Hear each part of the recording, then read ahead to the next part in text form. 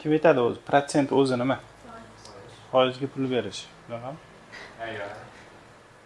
Foiz. Foiz nima bo'pti? Foiz nima? O'zi tushunchanglar qanaqa? Nima degani? Qanaqadir bitta butun bo'lgani qanchadir qismini olsa, o'sha nechidir foizini olgan bo'ladi. Tushundinglar? Bitta masalan, kasrlarni bilasizlar-ku, to'g'rimi? Kasrlarni. Qancha qismi bo'ladi bu? 2 dan 1 qismi bo'ladi. Bitta butunni biz bir anaqa 100% deb olamiz-da. Ana bir soni bor-ku, bir sonini 100% deb olamiz. Mana shu son biz o'zimiz ishlatadigan sonlar bor-ku, o'sha foiz bo'ladi. Hozir tushundinglarmi? Bir sonini 100% deb olib ketsanglar bo'ladi. Yoki 1/2 necha foizga to'g'ri keladi? 50% ga to'g'ri keladi. Bu o'sha son, o'zingizlar bilgan sonda. Kasrli sonlar bor-ku, ana shu foizda aytilar ekan. Qanaqa qilib aytyapmiz desa, buni 100 ga ko'paytirib aytyapmiz-da, to'g'rimi? Masalan, 4 dan 1 qismi qancha foizga to'g'ri keladi? 25% ga to'g'ri keladi. 25% ga. Buni 10 kasrda yozsa 1/2 ga bo'lsa necha bo'lardi? 0.5 bo'lardi. 0.5. Kelinglar, birinchi foizni o'zini yozib chiqamiz. Foiz topish deylik. Foiz topish. Agar sizlarga aytilsa 25% ni topgan yoki 35% ni topgan desa, sizlar buni mana yo'q yozib olsanglar bo'ladi. Birinchisi, misol uchun 0.5 necha foiz berar ekan? 50% berar ekan. 0.3 ko'rsanglar necha yozar ekansizlar? 30% der ekansizlar. 0.34 bo'lsa-chi necha foiz beradi? 34. 100 ga ko'paytirib yozyapmiz-da, tushundinglar? 34%. Xo'p, keyingisi 1/3 bo'lsa-chi? Ya'ni bunaqa bo'lsa, 0.3 bo'ladigan bo'lsa necha foiz beradi? Necha foiz? Kim ayta oladi? Necha foiz beradi mana shu? 33.3 beradi. Shuni 100 ga ko'paytiryapmiz, 100 ga ko'paytirilganimizda surilib ketadi. Mana buni o'zi asli yozadigan bo'lsa 0.3 ketaveradi-yu, 100 ga ko'paytirganingizda bu yoqdan bo'lib qoladi deb bular. Tushundinglarmi? 33 butun keyin 3 ketadi mana. 33% deb aytar ekanmiz. Agar qaysidir sonni foizini topmoqchi bo'lsanglar, mana misol uchun misol ko'raylik. 240 ga necha foizini topaylik? Ha? Mayli 25% ni topmoqchimiz. 25% ni topishni nima qilar ekanman? 0.25 ga ko'paytirar ekanman. Shunda nima bo'ladi? To'xtanglar, shuni aniq qilaylik. Bitta narsa aytmoqchiman-da shu yerda. 25%. Buni uchun topishi ko'p har xil yo'llari bor-da, buni qilishadi bir xillar. Buni 10 ga bo'ladi-da, 10 ga bo'ladi. 24 chiqadimi? Bu uni 10% deb olishadi. Tushundinglarmi? 240 ga 10 ga bo'lib oladi-da, 24 o'shani 10% deydi. Endi 5% kerak bo'lsa nima qiladi? Qaranglar, shuni boshqacha yo'l bilan ishlaymiz. Birinchi 10% ni topib olamiz. 10% bu 24 ni beradi, to'g'rimi? 240 ga 10%. 10 ga bo'lamiz. Endi 5% ni topib olaman. 12 ni beradi. Endi 25 chiqarish uchun buni 2 ga ko'paytirib, buni qo'shib qo'yishim kerak, to'g'rimi? 2 ga ko'paytirsam necha? 48 ga 12 ni qo'shsam 60 bo'ladi. O'shanaqa hisoblasanglar ham bo'ladi. Ana bitta qolipda qotib qolmanglar-da. Har xil o'ylashinglar mumkin uni topishda. Lekin biz nima qilamiz? Mana shunaqa kelib qolsa, shuni 240 olamiz deb ko'paytiruv deymiz, 0.25 ga deb qo'yamiz. Tushundinglar? Buni ko'paytirish endi qanaqa ko'paytirish o'zingizlarning xohishinglar. Masalan, men bunaqa qilgan bo'lardim. 0 ni olaman-da, 0.25 ga berib olaman. Nima bo'ladi? 24 kara 2,5 bo'lib qoladi. 2,5 ni nima deb yozsa bo'ladi? 24 kara 2,5. Mana. 2,5 ni nima deding? 5/2, shunaqami? 5/2. Qisqartirib olsa necha bo'ladi? 12 bo'ladi. 12 ni 5 ga ko'paytirsak 60 bo'ladi. Tushunarli? Buni to'g'ridan to'g'ri dehqonchasi ko'paytirsanglar ham bo'ladi. 240 ga 0.25 ko'paytirasizlar 60 chiqadi. Yoki 0.25 o'zi kasrda necha degan edi? 4 dan 1 edi. 240 ga 4 dan 1 qancha? 60. O'shani qilsanglar ham bo'ladi. Tushunasizlar? Farqi yo'q, hisoblash o'zingizlarning xohishinglar, u yo'q. Demak, tushunib oldinglar. Foizni o'zini topish kerak bo'lsa, 50% kerak bo'lsa 0.5 deysizlar, 30% kerak bo'lsa 0.3 deysizlar, 34% kerak bo'lsa 0.34. 7% kerak bo'lsa nima qilamiz? Ha. Nechiga ko'paytirsa 7% bo'ladi. Sonni 7% ni topgan desa nima deysizlar? 0.07 deb qo'yasizlar-da. Tushunarli? 0.07 bu 7% berar ekan. Agar masalan 2,5% ni topgancha ham topa olasizlarmi? Qanaqa bo'ladi? 2,5% ni topgancha, misol uchun 240 ga 2,5% ni topgan deyapti. Savol shunaqa. Yoki 2,9% bo'lsin, 2,9% bo'lsin, qanaqa topasizlar? Qaranglar. Agar 0.100 ga bo'lasizlar-da, mana 0.029 bo'lib qoladi. Biz buni 30 da 0.3 qilish uchun 100 ga bo'lyapmiz. To'g'rimi? 100 ga bo'lyapmiz. 50 ni 0.5 qilish uchun 100 ga bo'lyapmiz. O'sha paytda nima qilishni bilmay qolsanglar, foizni qismga o'tish uchun 100 ga bo'lib qo'yasizlar. Tushunarlimi? 240 ga 0.25 ga ko'paytirdik. Javobi necha bo'ldi? 60 bo'ldi. Endi foizga oshirish bor. Foizga oshirish, kamaytirish. Qaradan ko'raylik. Foizga oshirish. Agar sizlarga aytsa 20% oshdi desa, nima tushunasizlar? 20% ga oshirildi desa, necha foiz bo'lib qolgan endi?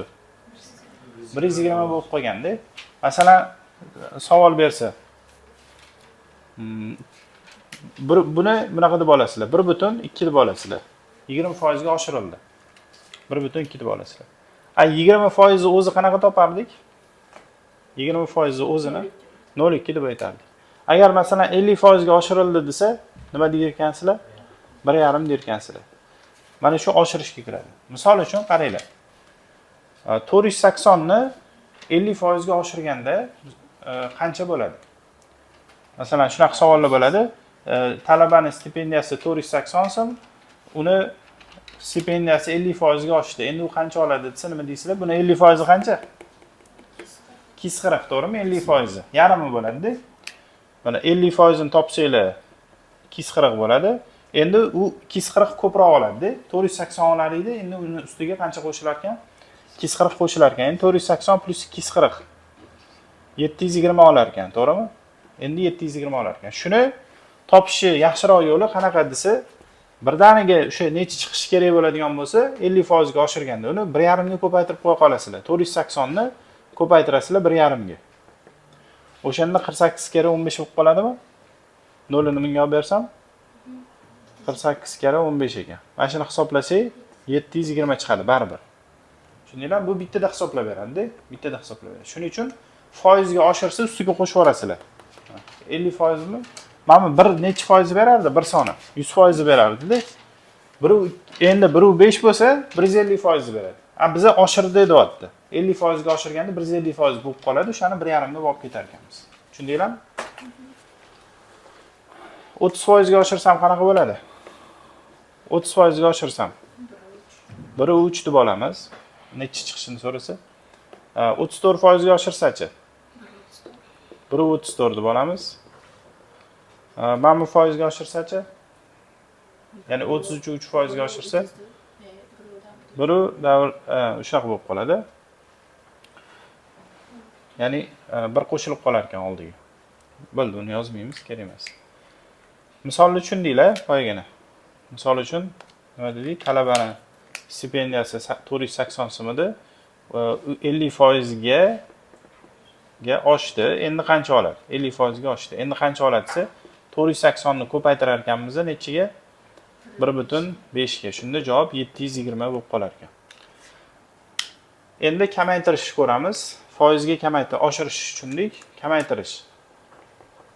Foizga kamaytirish. Qanaqa bo'ladi? Kamaytirish. Masalan, 50% ga kamaytirmoqchiman. Nima bo'ladi? 50% ga kamaytirsam 50% bo'lib qoladi yana. 50% bo'lib qoladi, 0.5 bo'ladi. 30% ga kamaytirsam qancha bo'ladi? 0.7 bo'lib qoladi. 0.7 bo'lib qoladi. Ha, 70% bo'lib qoladi. 0.7 bo'lib qoladi. Mana shu masalani ko'ramiz. Boshqa anaqada. Qaranglar, talabaning stipendiyasi misol. Talabaning stipendiyasi necha pul bo'lsin? 480 bo'lsin, bo'pti. 480 ekan. Necha foiz kamaytiramiz? Ya, anaqada 5 baholidan 3 baholiga tushib qoldi, misol uchun. 20% ga kamaydi. Foizga kamaydi. Endi u qancha oladi? Stipendiya qancha oladi? Buni ikki xil yo'li bor. Birinchi o'sha o'zingizlar xayolingizga kelayotgan 480 ni 20% ni topib olasizlar. Necha bo'ladi? 96 bo'ladimi? Mana 0 ni bunga bersam 48 kerakki bu 96.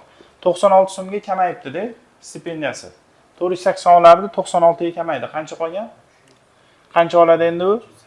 80 ni olib bersak bunga 400 bo'ladi, 400 dan 16 ketsa 384 bo'lib qopti endi buni stipendiyasi.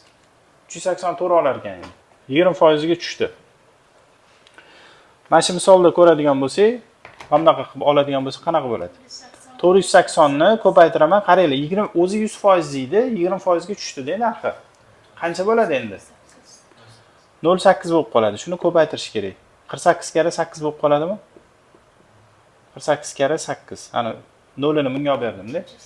8 kara 8 64, 8 kara 4 32, 32 ga 6 38 ekan. Ko'rdinglar, bu bittada hisoblab beradi. Boyagisi maydalab qilsanglar ham bo'laveradi. Ya'ni yaxshi tushunaman desanglar, shunaqa qilsanglar ham bo'ladi. Foizga kamaytirish. Tushundinglarmi? Foizga oshirish, kamaytirish.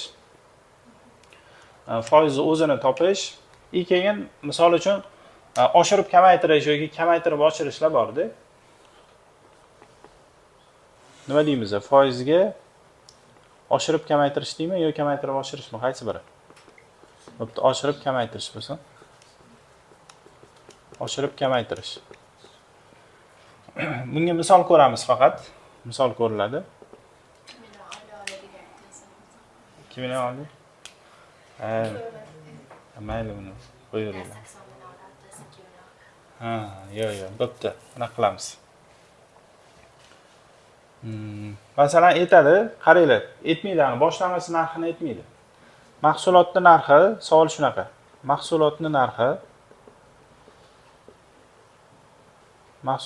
narxi deydi, 20% ga oshirildi. Foizga oshirildi. Keyin aytadiki, talab kamayganligi uchun deydi, misol uchun 10% ga tushirildi deydi. Talab kamayganligi uchun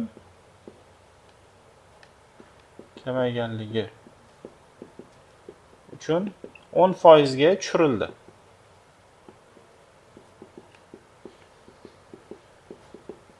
Savol shunaqa, qaranglar. Mahsulotning narxi dastlabkisiga nisbatan necha foizga o'zgardi? Dastlabki narxiga nisbatan necha foizga o'zgardi? Dastlabki narxiga nisbatan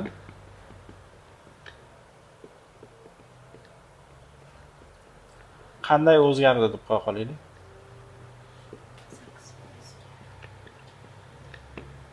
Bunda eshitgan odam qanaqa deb o'ylaydi? 10%, 20% oshibdi, 10% kamayibdi, bo'ldi. 10% ga oshgan desa to'g'rimi?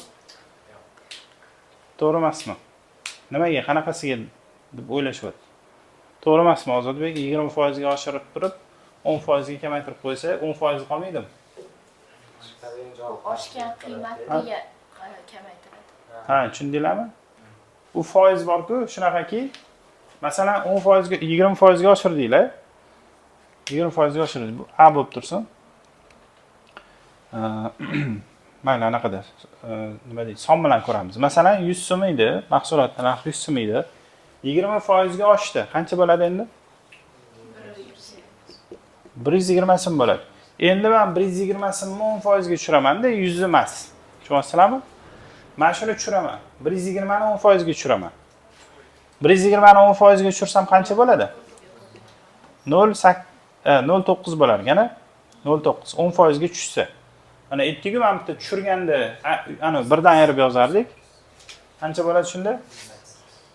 108 bo'lib qoladi. Qanchaga foizga o'zgardi desa, oldin 100 edi, birinchi holatda 100 edi. Endi hozir qancha bo'lib qoldi? 108 bo'lib qoldi-da. Ya'ni 8% ga oshgan bo'ladi. Birinchisiga nisbatan 8% ga ko'paygan. Buni biz qanaqa ishlaymiz? Ishlash paytida bunaqa deymiz. A deb olamiz. Mahsulotning narxi A edi deymiz. 20% ga oshirilsa nima qilardik? 20% ga oshirish, foizga oshirish mana. 30% ga oshirsa 1.3 edi, 50% ga oshirsa 1.5. 20% gacha 1.2 ga ko'paytiramiz. Keyin bundan chiqqan javobni ko'paytiramiz. 10% ga kamaytirildi. Kamaytirilganda qolganini yozardik-da, 10% kamaytirilsa necha foiz qoladi? Masalan, 10% deylik, kamaytirilsa 90% qoladi, 0.9 degani-da. 0.9 ga ko'paytiramiz. Ko'paytirsak qanaqa? 0.9 kari 1.2. Ko'paytirib yuborsanglar 1.08 bo'lib qolar ekan. Endi savol, mana shu turishni ko'rganingizda nima deya olasizlar shu turishiga? Mana bunga o'xshab turibdi-da. Qaniydi? Mana oshib turibdi-da. Qanchaga oshgan desa 8% ga oshganda bu. 8% ga oshgan. Misol uchun biz mana buni 7% ga oshirganimizda nima bo'lib qolardi? 1.07 bo'lib qolardi-da. 7% ga oshganini bildirardi. Mana shu yozuv. A bu yoqda 1.08 bo'lib qo'ygan. Demak, necha foiz oshgan bo'ladi? 8% ga oshgan. Agar hisobladinglar-da, mana bunaqa chiqib qolsa-chi? Misol uchun A ko'paygan 0.6 chiqib qoldi. 0.6 chiqib qoldi. Mana ikkitani ko'paytirdinglar, 0.6 chiqib qoldi. Nima deya olasizlar shunga? 40% kamaydi deb aytasizlar. Tushundinglarmi? Chunki bu birdan kamayib ketdi-da, birdan tushib qoldi pastga. O'shaning uchun buni biz aytamiz 40% ga kamaygan deymiz. Mana bunaqa chiqib qolsa javobi oshgan deysizlar, birdan oshib ketsa, agar birdan kamayib ketgan bo'lsa, kamaygan necha foizga desa 60% demaydi yana. 60% qoldi degani-da bu. 40% ga kamayib ketgan bo'ladi. Maktab kitoblarida shunaqa masalalar bergan ekan. Bankka pul qo'yar ekanda, 5-sinfnikida ko'rib qoldim. Bankka pul qo'yar ekanda, mana pul olar ekan, bankdan pul olar ekan, ikki xil yo'li bor ekan pul olishni. Bittasi bor ekan, misol uchun yiliga 20% dan oshib boradigan, bittasi bor ekan oshmaydigan. Yana qanaqa tushuntirsam ekan? Hozir misol bilan ko'ramiz. Ketma-ket masalan 2 marta yoki 3 marta foizga oshirish bo'lsa, ketma-ket foizga oshirish.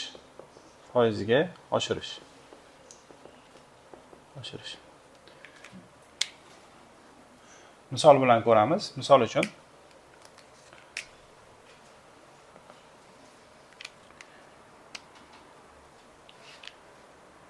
har yili 10% ga oshadigan bank bor ekanda, 10% ko'proq pulni oshirib berar ekan, xullas pulinglarni ko'paytirib berar ekan.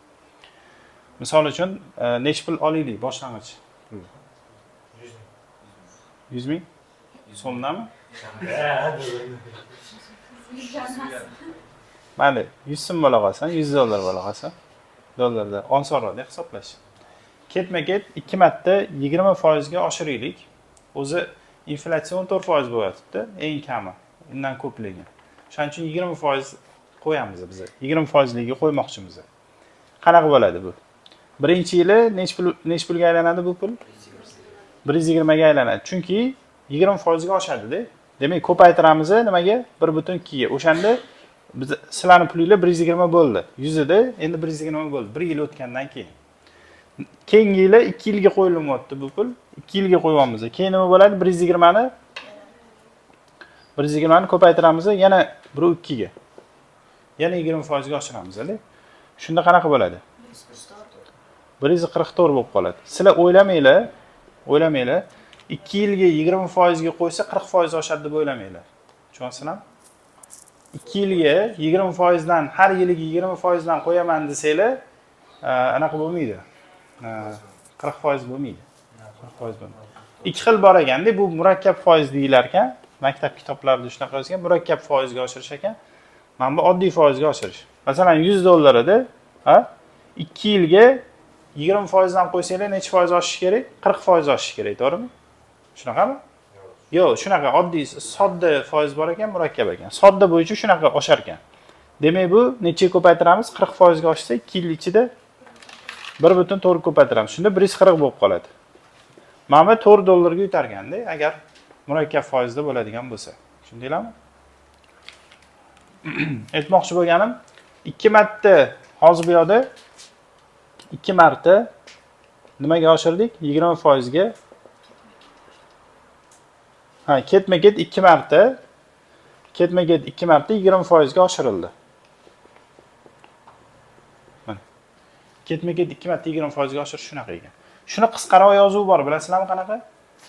Hamnaqa yoziladi, qisqaroq yozuvi. 100 boshlang'ich pul 100 midi 1.2 ga ko'paytirdik. Chiqqan pulni nima qildik? Yana 1.2 ga ko'paytirdik. Xo'sh, shunda nima bo'ldi? 1.2 ni nimasi bo'lib qoldi? Kvadrati bo'lib qoldi. Boshlang'ich pulda 1.2 ni kvadrati bo'lib qolar ekan, 2 marta bo'lsa. 3 marta bo'lsa nima bo'ladi? Qani aytinglarchi? Mana buni kubi bo'lib qolar ekan. Tushundinglarmi? Yana bitta masala ko'raylik.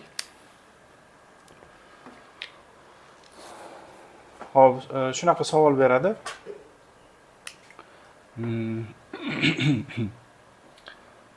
Aytadiki, mana bunaqa. Mahsulotni deydi. Mahsulotni narxi ketma-ket 2 marta oshirilganda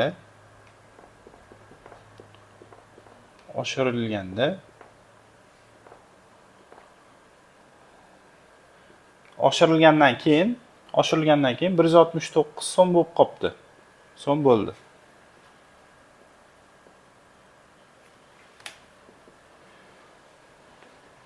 Mahsulotning narxi o'zi mahsulot narxi 100 bo'lgan. Narxi 100 so'm bo'lgan. Necha foizga 2 marta oshirgan?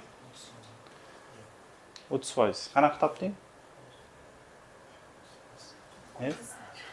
Bilmayman, qanaqa topgan bilmayman. 100 so'm bo'lganda 2 marta oshirganda 1.69 bo'lib qolgan. Qanaqa necha foizga oshirganda shunaqa bo'ldi desa, bunaqa topiladi.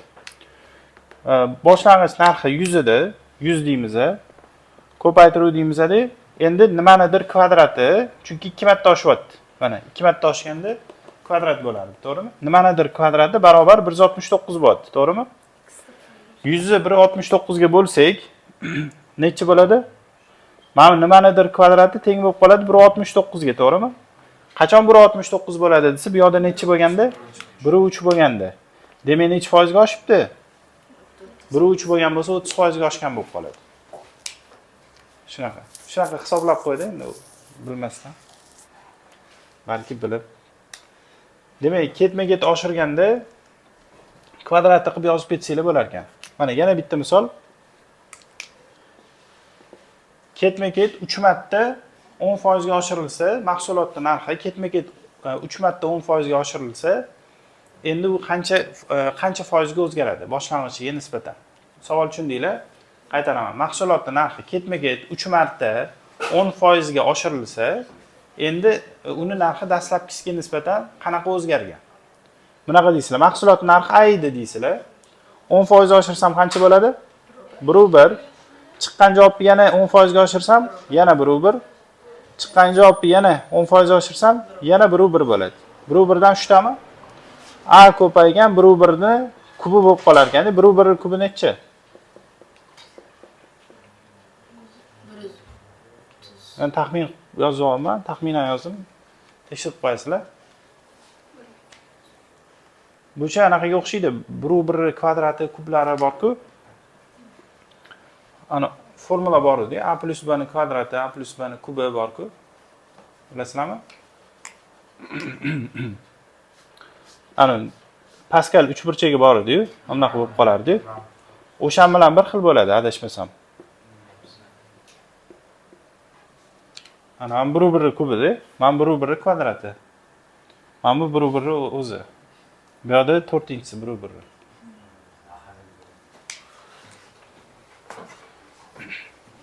Shunda qanchaga o'zgarar ekan? Mana bu qismi bor-ku, verguldan bu yoq qismi. 0.331 da qismda aytganda. Foizga o'tqizish uchun nima qilamiz? Mana shunchaga oshgan, shunchaga oshgan. 100 ga ko'paytiramiz, foizda chiqadi shunda. 33.1% ga oshib qolgan bo'lar ekan dastlabkisiga nisbatan. Birinchisi narxiga nisbatan endi 33.1% ga oshgan bo'ladi. Kamaytirish bo'lsa, xuddi shuni kamaytirib, ko'paytirib qo'yaverasizlar.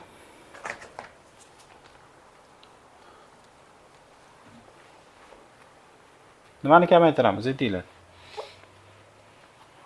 Nima sizlarga yoqmaydi o'shani kamaytirish xohlaysizlar? Nima?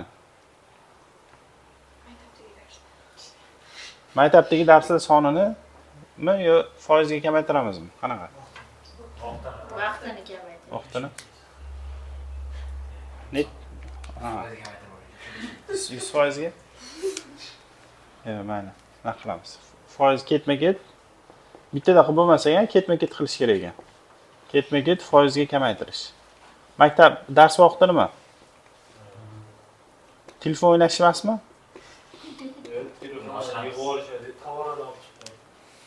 Ha?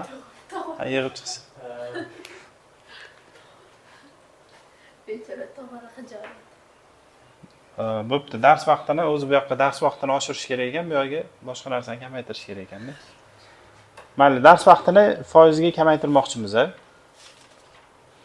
Dars vaqti haftasiga necha soat bo'ladi? 4 soat bo'lsa ham. Kuniga necha soat shunda? 6 soat bo'lsa 5 kun borasizlarmi, 6 kunmi? 36 soat bor ekanda. 36 soat bor ekan. Sizlar birdaniga kamaytirish mumkin emas ekanda, birdaniga anaqa qilmas ekansizlar. 2 marta kamaytirish xohlab qoldinglar yoki 3 marta. Qanchadir foizdan bir xil foiz kamaytirmoqsizlar.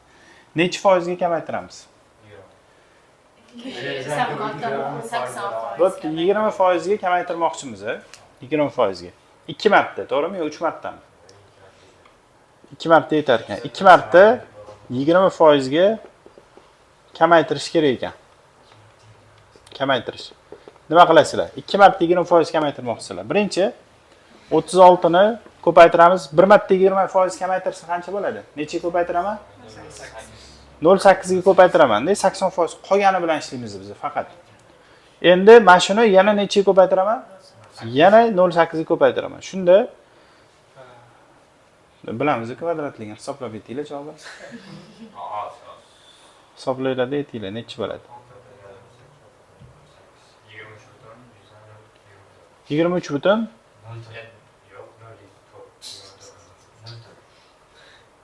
O'ltir. Mana shuncha soat bo'lib qolar ekan. Shunda haftasiga shuncha o'qiydigan bo'lib qolar ekan. Sizlar agar 2 marta 20% ga kamaytirsanglar. Vaqtni. 1 kun bo'lib qoladi. Bo'ldi 23 soat, ha. Shunaqa ekanda. Kamaytirish uchun oldinglarmi? 0.8 ga ko'paytiraverasizlar. Shunda bu necha soatdan to'g'ri keladi? Har 4 soat. Yoki bunaqa desanglar ham bo'ladi. Qaranglar, bir xilga 20% ga 2 marta kamayyapti-yu. 0.8 ni ikkinchisi deb qo'yasizlar. Agar 3 marta kamaysa, mana shuni 3 bo'ladi. 4 marta kamaysa 4-inchisi bo'ladi. Tushundinglar? Shunda javob mana. Yozib olinglar. Ikkita son berilsa foizini topish. Birinchi masala 50 ni necha foiz 20 bo'ladi? Qanaqa topasizlar? Masalan, tasavvur qilinglar, sinfda 50 ta o'quvchi bor edi. 50 ta o'quvchi bor sinfingizda. O'shandan 20 tasi keldi. Shunda necha foiz kelgan bo'ladi? 40% qayerdan topding? Yoki mana o'quvchi 50 ta testdan 20 tasini topdi. Necha foiz ishlagan bo'ladi? 40%. Qanaqa topamiz desa, xohlasanglar bunaqa qilinglar. 50 ni deysizlar, ko'paytiraman x ga barobar 20 bo'ladi deysizlar-da. X topib olasizlar shu yerdan. X bu qismda chiqadi. Qismda. Ya'ni 20 taqsim 50 mi? 2 taqsim 5 mi? 2 ni 5 ga bo'lsa necha? 0.4. 0.4 necha foiz beradi? 40% beradi. Mana shunga qarab turib aytasizlar 40% deysizlar. Tushundinglar? Keyingisi 20 ni necha foiz 50 desa, shuna 20 ni ko'paytirasizlar x ga barobar 50 bo'ladi deysizlar. Shunda x ni topadigan bo'lsak, 5 bo'lib 2 bo'lib qoladi. 2,5 mi? Necha foiz ekan? Necha? 250% ekan. Foiz 100 ni oshishi mumkinmi desa, mumkin. 250%. 200% javob beraman deydi. Gapimga javob. O'sha bekor emas, mana shu bor narsa mana.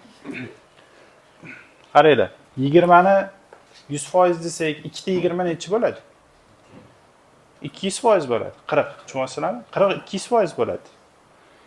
Mana 50% qancha? 10 mi? 200% ga 10 ni ustiga qo'shasizlar, 50 bo'ladi. Shunda. Tushundinglarmi? Bo'lishi mumkin ekan shunaqa. Endi qaranglar, sizlarga savol bersa, 50 dan 20 necha foiz ko'p? Desa, nima deysizlar? Qaranglar, masala shunaqa. 50 dan 20 necha foiz ko'p? 50 dan 20 necha foiz kam bo'ladi? Necha foiz kam? Nima deysizlar? 50 dan 20 necha foiz kam? 60 foizmi? Bunicha ham naqa deb olasizlar. Mana dan deyilayotgani bor, 100 foiz deb hisoblaysizlar buni. 100 foiz deb hisoblaysizlar. Proporsiya bilan ishlasak ham bo'ladi. Kelinglar, shunaqa qilaylik. 50 ni 100 foiz deb hisoblaymiz. 100 foiz 20 necha? X deymiz. 100 dan qanchaga kamligini topamiz? Qanchaga kamligini topamiz? Tushunasizlarmi? 100 minus x bo'lib qoladi bu. Qanchaga kamligini topamiz? Proporsiya qilib ko'paytirsak, 50 ko'paygan 100 minus x barobar 20 ko'paygan 100. 2000mi? Mana 100 bilan 50 ni qisqartirib yuborsamchi? 2 qoladi. 2 kere 20 40 mi? 100 minus x bo'ladi, 40 bo'lib qoladi. Necha foiz ekan? 60 foizga ko'p ekan. Tushundinglarmi? 60 foizga ko'p bo'lar ekan. Ikkinchisini qaranglar. Ikkinchi savol. 50 soni 20 dan necha foiz ko'p? Savol bir xilga o'xshaydi. Savol bir xilga o'xshaydi, lekin bir xil emas-da. Necha foiz bo'ladi? Kim aytadi? Aytinglar chiqaning, javobinglar.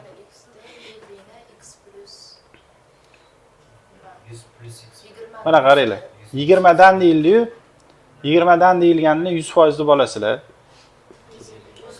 50 ni 100 ustiga qanchadir qo'shilyapti. Proporsiya qilib yuboramiz.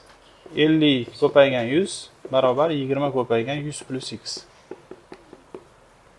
Shunda 20 bilan hamma ketsa 5, 5 kere 50 250 barobar 100 plus x. Qancha foiz ekan?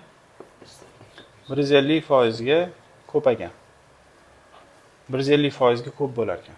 Tushundinglarmi? O'zi 250 foizini tashkil qiladi. 250 foizini tashkil qiladi. Lekin necha foiz ko'p desa, 150 foiz ko'p deysizlar. O'zi 40 foizini tashkil qiladi. Necha foiz kam desa, 60 foiz kam bo'lib qolar ekanda. Oddiy qilib aytganda, mana dan degan joyini borib 100 foiz deb hisoblab ketar ekansizlar. Hozir misollarni ozgina ishlaylar. Kitobingizda shunga o'xshagan savol bergan. Qaranglar, endi ozgina qarab turasizlar. Mana a barobar x ko'paygan t. Ish ekan, bu ish unumdorligi, mana bu vaqt. Formulasi shunaqa bo'ladi. O'zi nima tushunasizlar ish unumdorligi deganda? Kim nima tushunadi? Bormi? Qancha tez, zo'r, sifatli bo'ladi. Ha? Natija? Tezligi oshishi, tezlikni tushunadimi? Ishlash tezligi yaxshi. Ishlash tezligi desa ham bo'ladi. Qaranglar, masalan, bitta o'quvchi bor, 1 soatda 100 ta misol ishlaydi. Yoki yana bitta o'quvchi bor, 1 soatda 40 ta misol ishlaydi. 40 ta misol. Qaysi birini ish unumdorligi ko'proq desa, birinchisiniki ko'proq bo'ladi-da. Faqat to'g'ri ishlaydi deb tushunamiz biz. Noto'g'ri ishlash emas, to'g'ri ishlashni tushunamiz. Ish unumdorligi ko'proq bo'ladi. Vaqtga ish unumdorligi teskari proporsional bo'ladi. Ya'ni qancha ish unumdorligi ko'p bo'lsa, qisqa vaqtda qiladi. Qisqa vaqtda qiladi, tushunarli? Qisqa vaqtda ishlaydigani, demak, ish unumdorligi ko'proq bo'ladi. Savolda aytganki, agar degan nima? Ishni nima edi savol? Ishchining mehnat unumdorligi 20% ga oshsa, debda mehnat unumdorligi. Vaqti qanaqa o'zgaradi? Qarang, bunaqa yozib olasizlar. Demak, ish unumdorligi oldin x bo'lib turgan edi, birinchi holatda. Ikkinchi holatda 20% ga oshibdi ish unumdorligi. Qanaqa bo'ladi? 1 u 2 bo'lib qoladi-da endi. 20% ga oshsa, to'g'rimi? Birinchi holatda vaqti t bo'lgan, ikkinchi holatda vaqti qanaqa bo'ladi deb savol beryapti. Ish o'sha-o'shaligicha turibdi. Qilinadigan ish hali ham o'sha. Demak, a barobar deyman, x1 ko'paytiruv t1. A barobar nima? x2 ko'paygan t2 desam bo'ladi. Chunki ish o'sha turibdi hali ham. Ikkala holatda ham o'sha ishligicha turibdi. Bularni bir-biriga tenglashtirib olsak, nima bo'ladi? A la teng-ku, x1 t1 teng bo'ladi x2 t2 ga. x1 o'rniga qo'yaman, x qo'yaman. t1 o'rniga t, x2 o'rniga 1 u 2x, t2 o'rniga o'shani topishim kerak. X lar qisqarib ketadi, to'g'rimi? Bu 12 taqsim 10 degani, shunaqami? 5 taqsim 6 bo'lib qoladimi? 5 taqsim 6 t bo'lib qoldi. Tushundinglarmi shu joyga? Mana 6 taqsim 5 edi. Bu yoqqa o'tkazdim 5 ni 6 ni o'tkazdim. Mana t barobar 12 taqsim 10 edi, t 2 edi. Bular qisqardida 6 5 bo'lsa, men buni 5 ni bu yoqqa tepaga, 6 ni bu yoqqa pastga o'tkazib qo'ydim. Mana shunaqa bo'ldi, t 2 ni topdim. Endi savolda aytilyaptiki, qanchaga kamaydi deyapti, to'g'rimi? Oldin qanaqa edi desa, oldin birinchi holatda t edi-yu, t edi. Shunaqami? Bu t ni men masalan mana bunaqa desam ham bo'ladi. Birinchi holatda 6 t taqsim 6 edi desam ham bo'ladi-da. Masalan, birinchi holatda shuncha edi. Ikkinchi holatda nima bo'lib qoldi? 5 taqsim 6 bo'lib qoldi. Qanchaga kamaydi? 1 taqsim 6 ga kamaydi. Tushunasizlarmi? Oldin 6 taqsim 6 t taqsim 6 edi, endi 5 t taqsim 6 bo'lib qoldi. Qanchaga kamaydi desa, aytasizlar 1 taqsim 6 ga kamaydi deysizlar, 1 taqsim 6 ga. Bu necha foizni beradi desa, foizni 100 ga ko'paytirsanglar chiqib keladi. Qancha foiz berishim?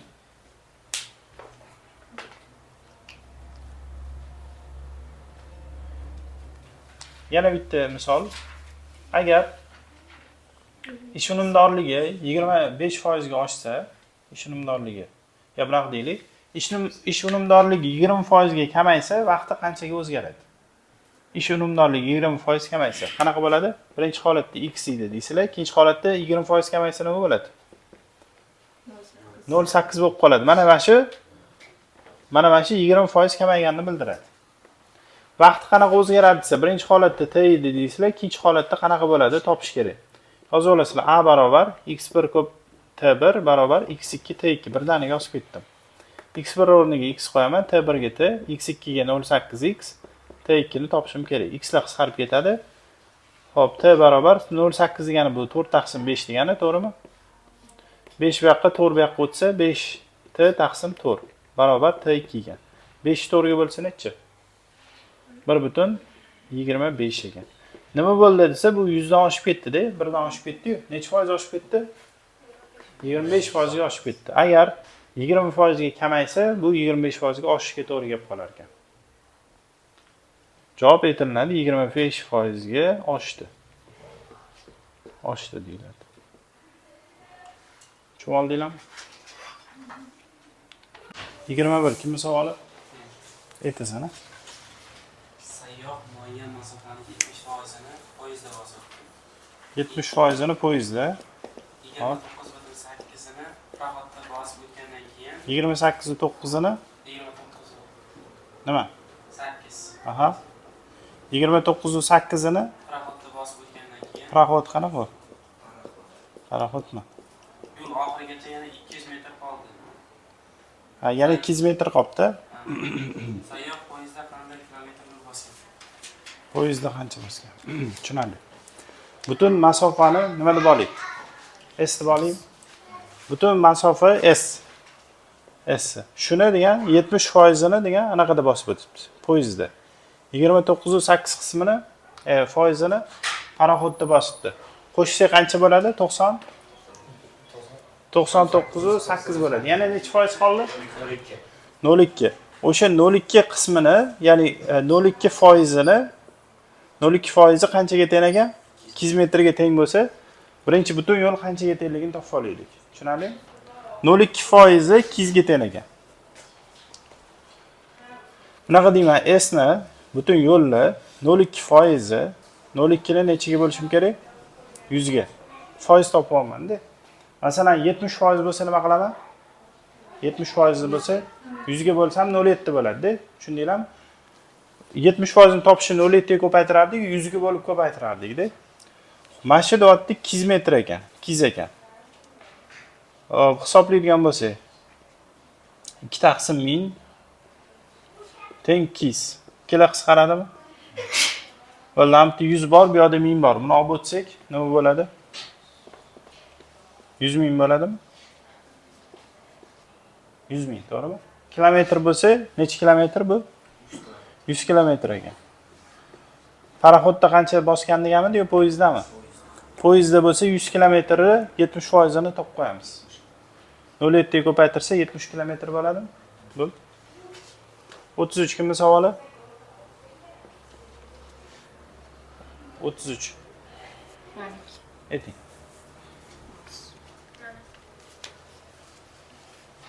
Noma'lum sonning 20%, Noma'lum sonning 20%, 3,1 taqsim 3. 3,1 taqsim.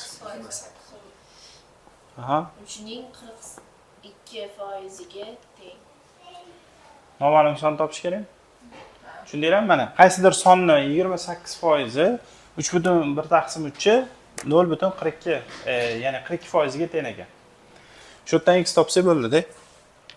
Buni chi mana bunaqa yozib yuborsanglar ham bo'ladi. Ikkala tarafini 100 ga ko'paytirasizlar-da. Shunda x ko'paygan 28 barobar bo'ladi 10 taqsim 3 mi? Ko'paygan 42 ga. 42 bilan 3 qisqartirsak 10 4 bo'ladi. 14 bilan 28 qisqartsa 2 qoladi. 2 bilan 10 ham qisqartsa 5 bo'lib qolar ekan javob. 5 28%, 10 taqsim 3 42% ga teng ekan. Bo'ldi.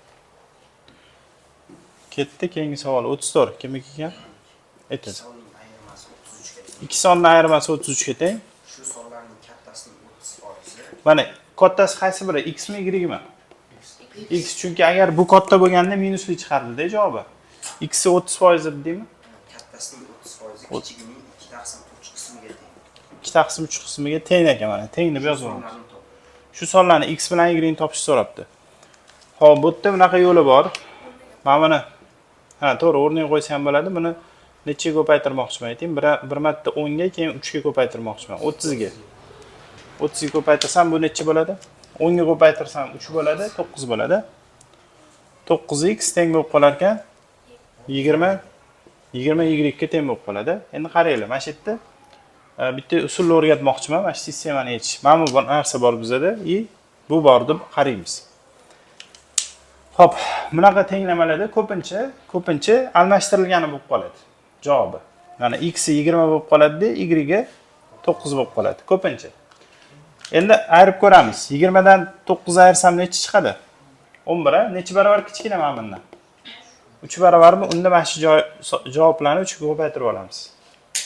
3 ga ko'paytiramiz. 20 ni 3 ga ko'paytirsa 60, 3 9 ga ko'paytirsa 27. Endi ayirib ko'ringlar.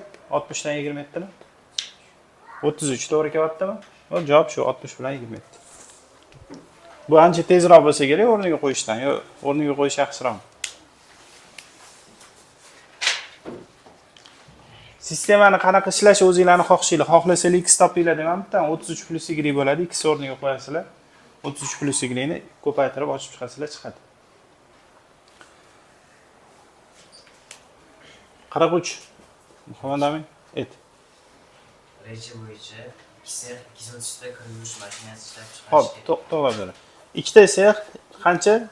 230 ta 230 ta kir yuvish mashinasini ishlab chiqarish kerak ekan. Bu birinchisi, bu ikkinchisi deb olamiz. Xo'p. Birinchi sex reja bo'yicha ishlab chiqarilgan mahsulotni 2 taqsim 9 qismi. Birinchisi ishlab chiqaradigan x ishlab chiqaradi-ku, masalan, bittasi 100 ta, bittasi 130 ta bo'lsa, buni 2 taqsim 3 qismi deyapti. 2 taqsim 9 qismi nima bo'lishi kerak? Ikkinchi sex reja bo'yicha ishlab chiqarilgan mahsulot 80% ga teng. Ikkinchisini 80% ga teng deyapti mana. Ikkinchisini 80% mana shu, to'g'rimi? Bular bir-biriga teng bo'lar ekan. Nima ekan savol? Ikkinchi sex reja bo'yicha qancha mahsulot ishlab chiqaradi? Y ni topishni so'rayapti. Topa olasizlar o'zingizlar. 10 ga ko'paytirasizlar ikkala tarafini. Shunda ham bo'ladi. 20x taqsim 9 barobar 8y. Ikkala tarafini yana nechaga? 9 gami? Shunda bu yerda 20x teng 9 kara 8. 72 bo'lib qolar ekan.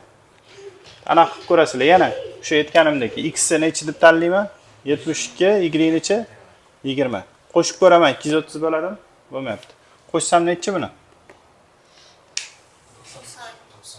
92 ni 230 qilsa bo'ladimi? Bo'lmayapti. Aniq 230 mi? Birinchisini 2 taqsim 9'i, ikkinchisini nechiga? 80% ga teng. To'g'ri, xatolik bo'lmadi, hech qanaqa. To'g'ri kelmayapti. Ha, buni qilamiz birinchi. Qisqartirib olishimiz kerak. Qisqarmaydigan holatga kelish kerak birinchi o'rinda. 2 bo'lib olsak 10 bo'ladi. Bu 36 bo'ladi. Yana 2 ga bo'lib yuboraylik. 4 5 18. Ana endi qilsak bo'lar ekanda. Bittasiga 18 tanlaymiz, bittasiga 5 tanlaymiz. Qo'shsak qancha? Necha barobar kichkina bu hozir? 10 barobar. Demak, buni 10 ga ko'paytirib olamiz. Shunda bittasi 180 ekan, bittasi 50 ekan. Tushunarlimi? Ikkinchisi 50 ekanda shunda. Quruvchi ketdi 44 Yusuf. Bo'ldi. Keyingisi 55 ekan. 55 etaqa. 20% keyin i qavsda. 20% i emas, 20% z bo'lsa kerak. Yo'q, i'ni o'zi deydi. 20% topiladi. Foiz. 20% qavsda ildizda 3 minus 2. Bitta sonni 20% nima deydi? Qavsda Ildizda 3 minus 2. ildizda 3 minus qancha? Bo'lingan ildizda 3 plus ildizda 2. Qo'shilgan qo'shaloq. Naqam? 2 ildizda 6. Bo'ldi. Teng bo'lgan son. Ha. Bu yerda birinchi hamni ishlab olish kerak, ko'rinib turibdi, to'g'rimi? Qanaqa ishlaymiz buni? Kim aytadi? Bunga tepa pastiga ko'paytiraman nimani? To'g'ri, minusligini ko'paytiramiz. Irratsionallikdan qutqarish kerak deb, mana tegi plus bo'lsa, bunga minus beramiz-ku. Buni mahraj bermayapman. Bunga e'tibor bermanglar, bunga qaramanglar, men buni o'zini ishlamoqchiman. Tepasi ildizda 3 minus ildizda 2 ni kvadrati past nima bo'ladi? Bitta plus bitta minusli 1 bo'lib qoladi. Hamma narsa bo'ladi, to'g'rimi? 1 bo'lar ekan. Ketdi. Tepani ishlab oladigan bo'lsak,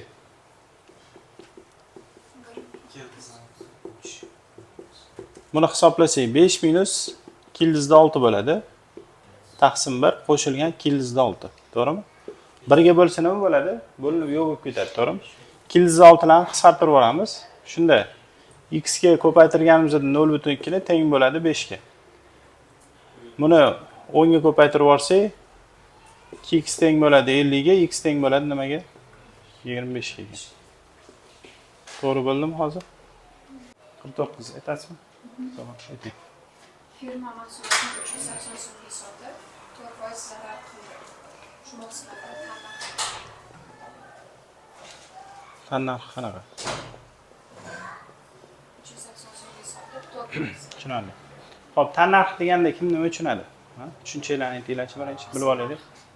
Asl narx birinchi narx.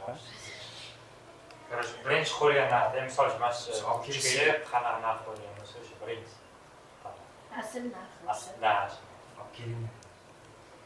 Olib Qanchaga kelingan. sotganda zarar qilamiz? Ha, ana zo'r gap bo'ldi. Nima deydi?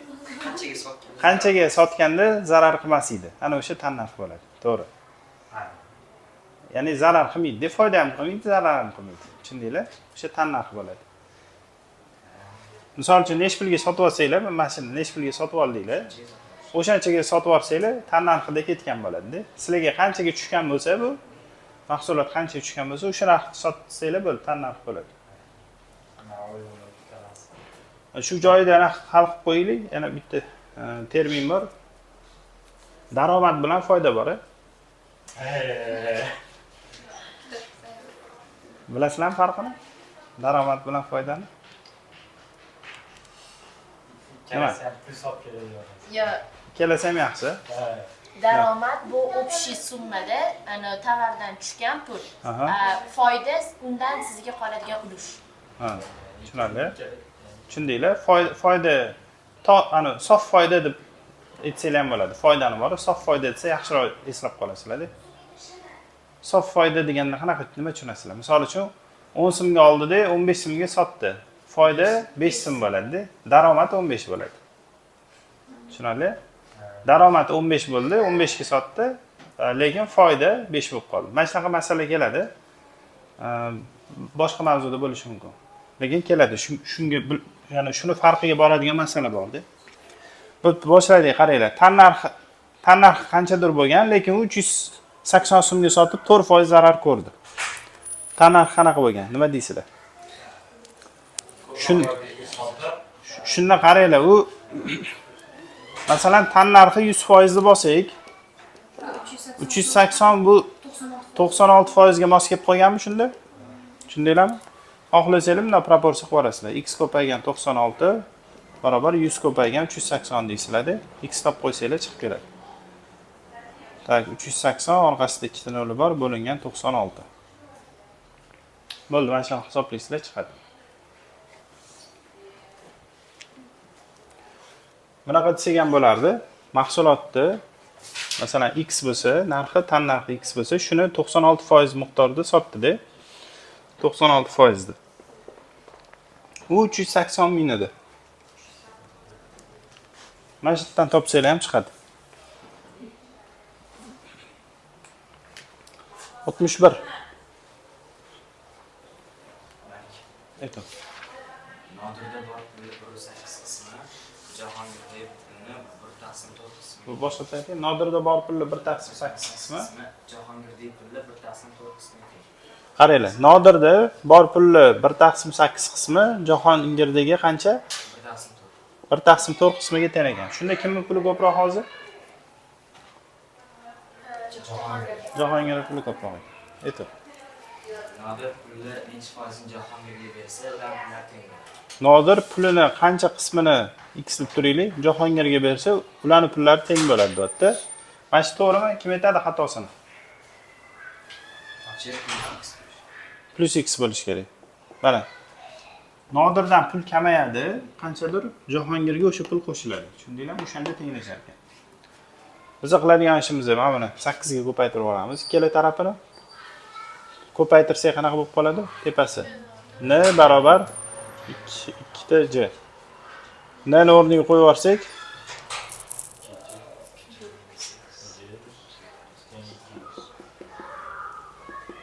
Jahongirning pul bu yoq o'tsa, Jahongirning pulni yarmini berib yuboribdi-da, to'g'rimi? Nodir 2 dagi qancha bo'ladi shunda? To'rtdan bir qismi bo'lib qoladimi? Mana buni o'rniga topib o'rniga qo'ysak, Nodir taqsim 2 ni qo'ysak, taqsim 2 i 2 ham bor, deymanmi? Tushundinglarmi? Mana buni olib bu yoqqa qo'ydim.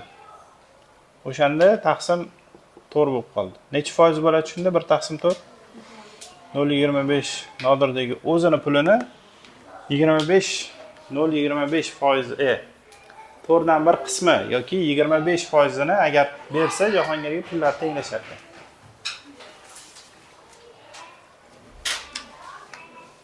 Oltmish uch. Aytaman. Asonining 5% B sonining 15% ga teng bo'lsa, A soni B sonining 5% tashkil etadi.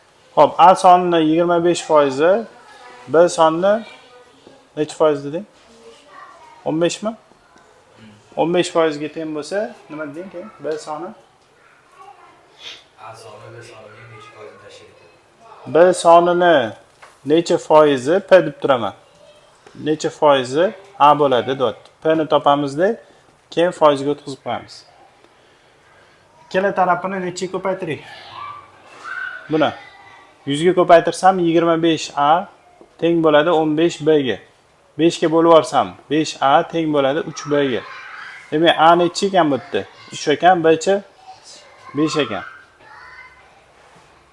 deb olib tursak bo'ladi-da, taxminan, to'g'rimi? O'rniga qo'yib yuboramiz.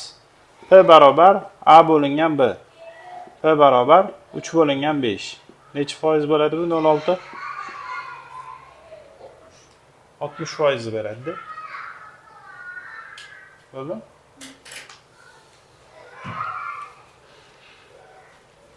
Savollar qolmadi o'zbekchada. Hamma ko'rib oldik, hamma. Qolib ketgani bo'lsa aytinglar. Yo'qmi?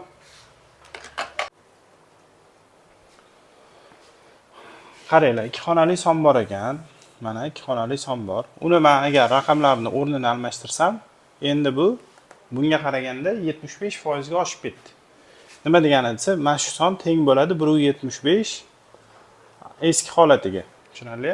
Mana shu 75% ga oshib ketganini bildiradi. Buni yozib oladigan bo'lsak, qanaqa edi? 10b plus a deb yozsa bo'ladi, to'g'rimi? Bucha 10a plus b. Shuni tushuntirib beraymi yo tushundinglarmi bo'lgani? Ikki xonali son bor. Masalan, 45 bor. 45 ni yozmoqchi bo'lsang, bu 4 kere 5 emasdi, a ko'paygan b emasdi bu. Mana bunaqa turibdi. Biza buni 4 kere 10 qo'shuv 5 deb yozib olsak bo'ladi-da. Necha bo'ladi? 4 kere 10. 45 qo'ysa 45. Tushunarli? O'shanaqa maydalab yozib oldik. Endi ko'paytirib chiqamiz. Mana bu 1.75 degani qancha? Kasrga o'tkazib olsam agar. Yo shuna ko'paytiraveraymi? Bunaqa deylik. Yodlab qo'yishinglar kerak-da. Mana 0.75 ko'rsanglar necha yozib ketsa bo'ladi? Kasrda 3 taqsim 4. 1.75 bo'lsa, mana shu. Hamki bir qo'yib qo'yasizlar. 7 taqsim 4 ekan, ne demak? Shunaqa yozaman. 10b plus a barobar 7 taqsim 4. 10a plus b. 4 ga ko'paytiraveraman. Ikkala tarafini. Bu ketadi 4, ammo 40b plus 4a teng 7 ni o'zi qo'yapti deb yo'qda. Tushunarli? Ko'paytirib chiqamiz. 40b plus 4a teng 70a plus 7b. B'larni bu yoqqa, a'larni bu yoqqa olib o'taman. Shunday. 30 necha bo'ladi? 3 mi? 66a ekan. 33 ga bo'lib yorsak, b teng 2a ekan. Hop, biz qidirayotgan sonlar mana bu. Buni qidiryapmiz, a bni qidiryapmiz. B teng 2a deyapti. Agar a 1 bo'lsa, b necha bo'ladi? B 2 bo'lib qoladi.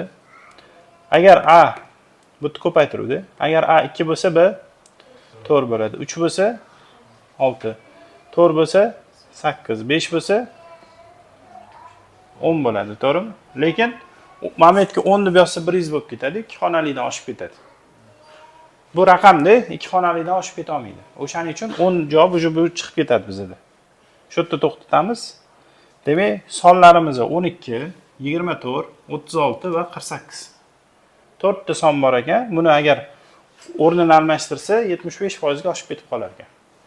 Masalan, 12 ni o'rnini almashtirsa 21 bo'ladi. Buni 75% oshirilgan edi. 12 ni 75% oshiraylik, 1.75 ko'paytiraylik, necha chiqadi? 12 ko'paytirib 7 taqsim 4. 4 bilan bu ketadi 3. 3 kere 7 21. Ko'rdinglarmi?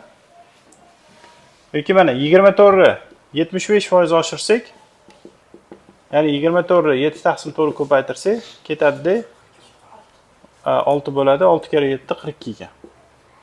Tushunasizlarmi? 48 ham xuddi shunaqa, 36 ham xuddi shunaqa. Joyini almashtirganda 75% ga oshib ketib qolar ekan. Bo'ldimi savollarmi? Faqat oxirigacha ishlab qo'yish kerak edi, to'g'rimi? Oxirigacha qilib qo'yasizlar buni.